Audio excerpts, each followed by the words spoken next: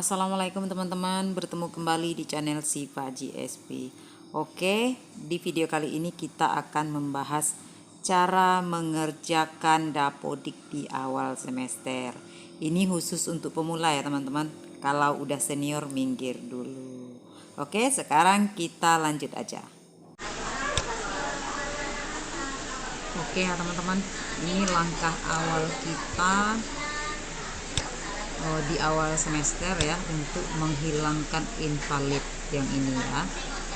Oke, jadi kita cek satu-satu invalidnya itu ada di bagian mana ya. Ini seperti ini di bagian sekolah ada 2, lalu Sapras 83, lalu peserta didik dan seterusnya ya. Oke, jadi kita kerjakan dari awal dulu. Yang pertama kita lari ke menu sekolah ya teman-teman ya. Jadi kita klik menu sekolah, itu ada 2 invalidnya ya.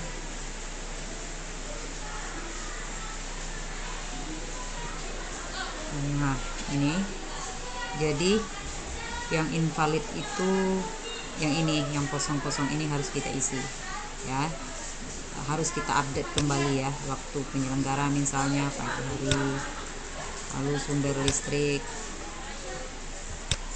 dan daya listriknya berapa gitu.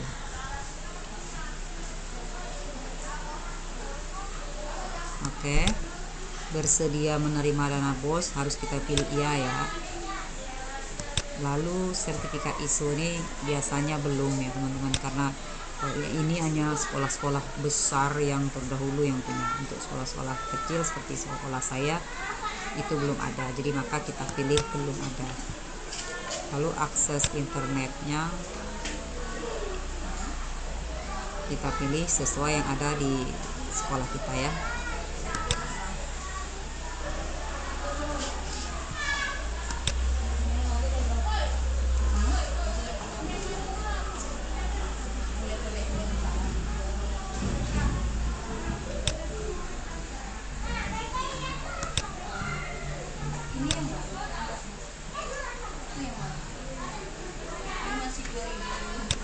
Oke, setelah selesai lalu kita klik simpan.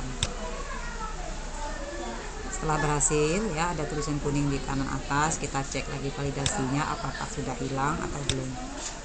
Kita cek validasi ini, kita refresh untuk yang sekolah ini ya. Nah ternyata hilang, tinggal 1 ya, berarti ini rincian sanitasi sekolah untuk periode genap belum diisi. Kita kembali ke menu sekolah, lalu kita klik menu sanitasinya.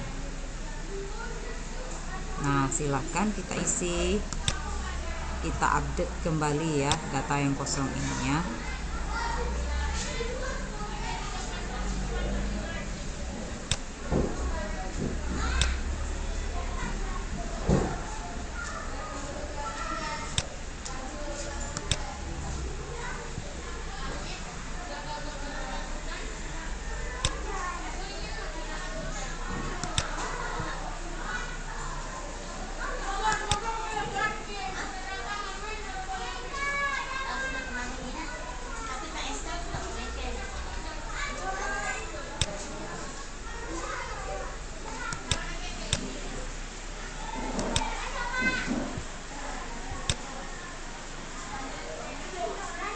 Oke, sudah selesai, kita klik simpan ya.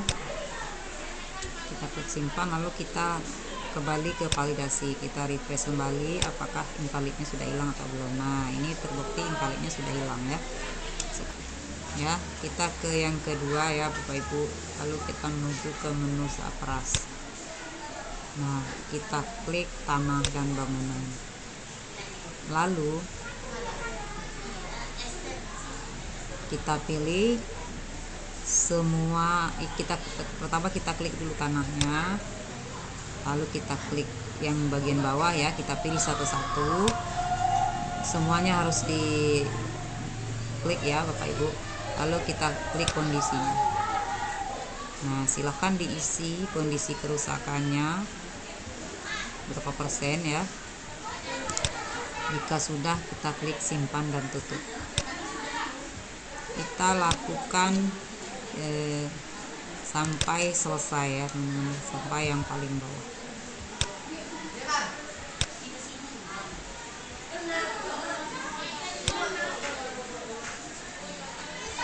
kita selesai bagian ini, kita kembali lagi ke validasi ya. Kita cek yang suprasnya, kita refresh apakah berkurang angka ini atau tidak.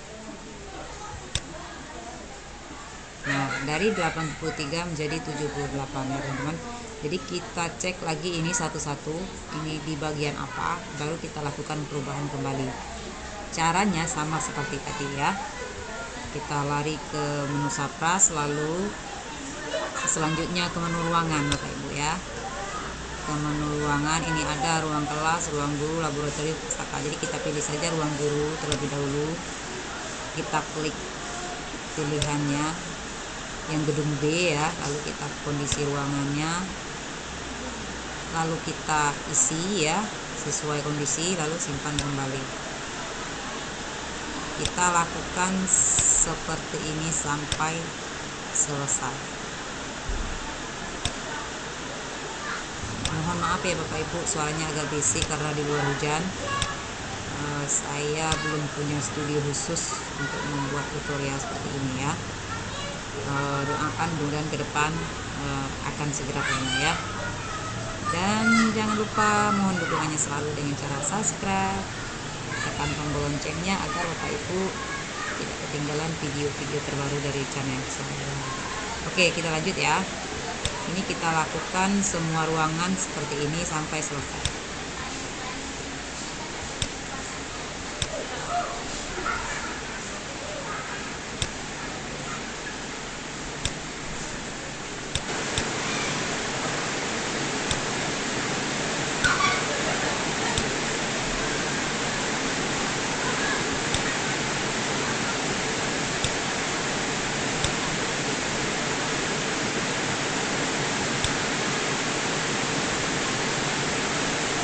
Selanjutnya ruang undangan, ternyata tidak ada ya.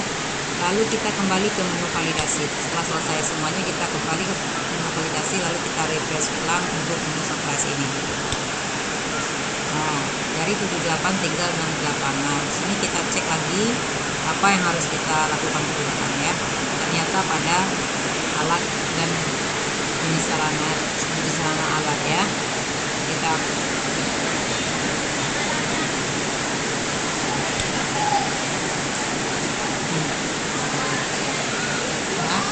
ruangan, lalu kita klik alat, lalu kita pilih ruangannya yang mana ya. Tinggal klik alat di luar ruangan. Ini karena kami tidak punya ya, jadi saya lewatkan saja. Yang di labor bahasa gedung D, kita lihat apakah ada alatnya, ternyata tidak ada ya. Kita lanjut lagi ke perpustakaan. Nah, kita harus update ya yang putih ini ya teman-teman, yang kuning. Untuk berubah kondisi dan keadaannya ya teman-teman, keadaan alat-alat di dalam perpustakaan ini, kita pilih salah satu baris ya, misalnya ini jam dinding, lalu kita klik menu aksi, kita pilih periodik ya. Nah, di sini muncul jam dindingnya berapa, misalnya 1, kita isi 1.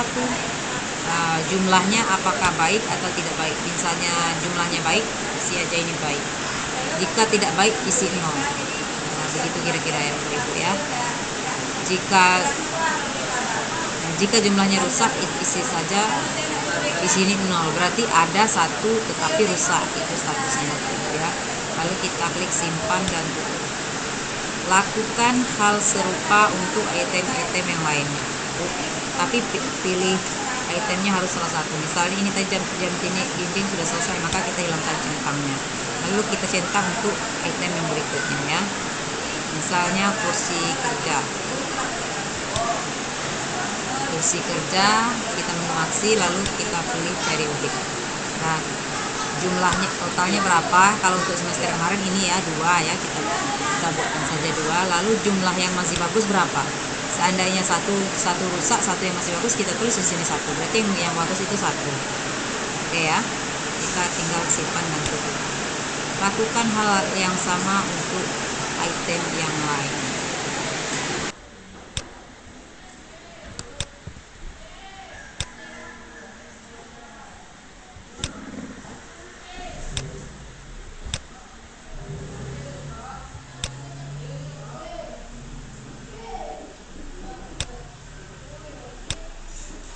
Oke, jika dirasa sudah selesai semua ruangan ya, sekarang kita kembali ke menu validasi. Kita akan cek apakah sudah berubah angka 68 ini atau belum. Kita refresh ya. Oke, 60-nya hilang, tinggal 8 ya. Jadi kita tinggal pilih saja ini di mana, di kelas mana ya. Ini 8C, 8B, 9A. Ini untuk jam dinding, ember, dan kursi. Ini sebenarnya terlewat ya, karena tadi kita sudah dari ruangan ini masing-masing. Oke, sudah paham ya untuk bagian ini. Sekarang kita next saja ke peserta didik. Oke Bapak Ibu, untuk invalid yang peserta didik ini kita bisa lihat di sini 209. Ini sama persis dengan jumlah siswa yang ada di sekolah ini. Kita cek jumlah siswanya ya. Nih, kita cek jumlah siswanya, ini 209, dan invalid tadi sama persis jumlahnya 209. Artinya seluruh siswa ini data periode genap ini kosong. Nah, cara untuk menghilangkan ini ya teman-teman, kita lanjut saja ke menu peserta didik. Oke, kita langsung saja ke menu peserta didiknya ya. Oke Bapak Ibu, agar lebih mudah caranya seperti ini. Kita centang saja semua nama siswa, lalu kita salin data periodik. Nah, lalu kita klik ya. Nah, ini akan sukses di sini dengan syarat data periodik semester lalu sudah terisi semua ya Bapak Ibu, tidak ada yang kosong, itu maksudnya. Oke, atau Bapak Ibu boleh juga mengerjakannya satu-satu dengan data terbaru. Misalnya ini Aditya Anggara, datanya masih kosong, kita klik di sini langsung ya. Kita tinggal rubah tinggi badannya, data terbaru ya, 45 misalnya, berat badan 35. Ini harus data terbaru ya Pak Ibu ya, jangan tebak-tebak. 16. Lalu jarak rumah ke sekolah, lalu waktu tempuhnya 10 menit misalnya, jumlah saudara kandung 2, lalu kita klik simpan. Nah, seperti itu caranya teman-teman. Tapi jika ingin lebih gampang tadi tinggal salin aja data periodik dengan syarat data periodik semester lalu sudah terisi semua siswa, maka invalid di sini akan hilang. Sekarang kita kembali ke menu validasi. Kita cek ya, ini kita lewatkan dulu karena saya memang belum punya datanya. Kita cek ke menu GTK, ini ada invalid 1. Nah, ini kebetulan kami wakil kepala sekolah merangkap jadi PLT kepala sekolah. Nanti kita tinggal rubah saja di PLT-nya ya Bapak Ibu ya. Kita lanjut ke menu rombongan belajar, ini invalid ya. Invalid artinya data rombongan belajar masih kosong karena benar-benar masih fresh. Sekarang kita menuju menu rombongan belajar, kita klik yang reguler.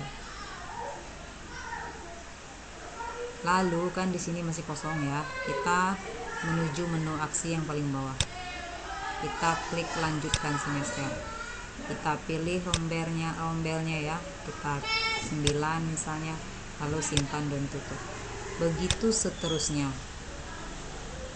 ya, sampai jumlah kelas yang di sini ini habis ya. Nih tadi 9A sudah, berarti dia sudah menghilang ya. Lanjut 9B. Jadi kelas yang sudah kita lanjutkan semester, maka dia akan hilang di menu aksi ini ya Bapak Ibu. Kita lakukan ini sampai selesai.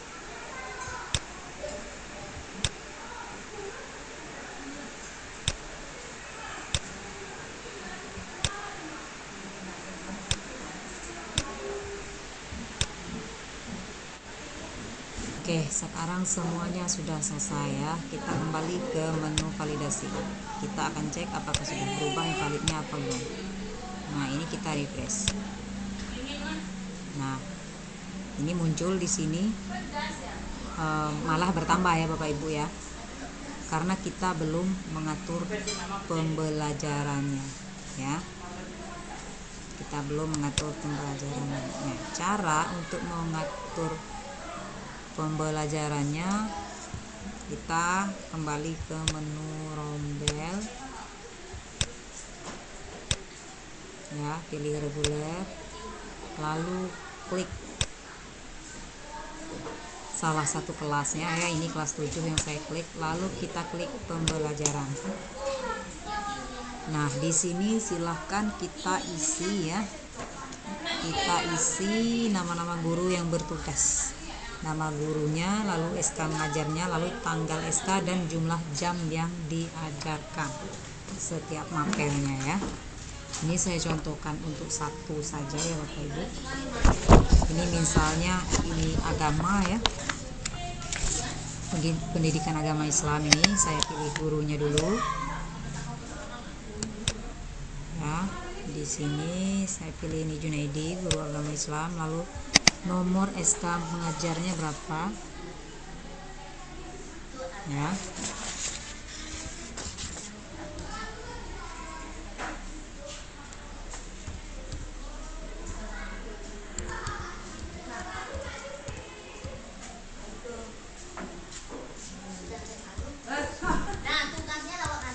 Nah, ini kita copy saja untuk mapel selanjutnya ya, kita copy saja. Lalu kita klik tanggal SK-nya itu tanggal berapa ya Bu. Lalu jumlah jam mengajarnya, kebetulan PAI itu memang 3 jumlah jam mengajarnya. Lalu kita klik simpan. Nah, lakukan hal yang sama sampai selesai ya. Untuk K13 ini ada 10 mapel. Nah, tapi di sini saya akan menjelaskan bahwa kan satu sekolah itu agamanya tidak selalu Islam ya, pasti ada yang agama Kristen, Katolik ataupun agama lainnya. Caranya kita tetap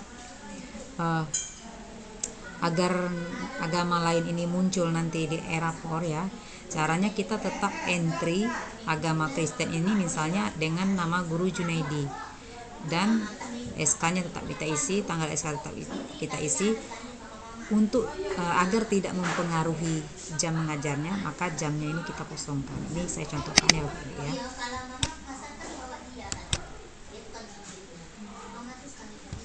Ini lalu SK-nya kita paste saja yang kita copy tadi, lalu tanggalnya kita pilih tanggal 3 dan jumlah jam mengajarnya ini kita nolkan, lalu kita simpan. Begitu juga dengan mapel agama yang lainnya. Maka ini nanti dia nama mapel agama Kristen ini dia akan muncul otomatis di e-rapor walaupun jam mengajarnya 0. Jadi gurunya bisa mengentri nilai agama siswa tersebut dengan username Bapak Junaidi ini. Oke Bapak Ibu, sekarang silahkan kita lanjut sampai selesai.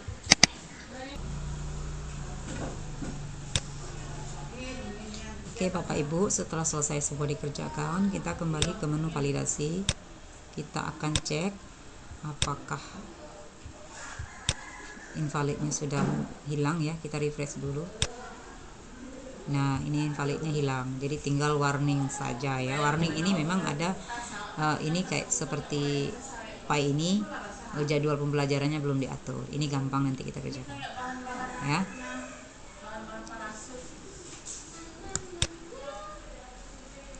Sampai di sini saya harap Bapak Ibu semua paham.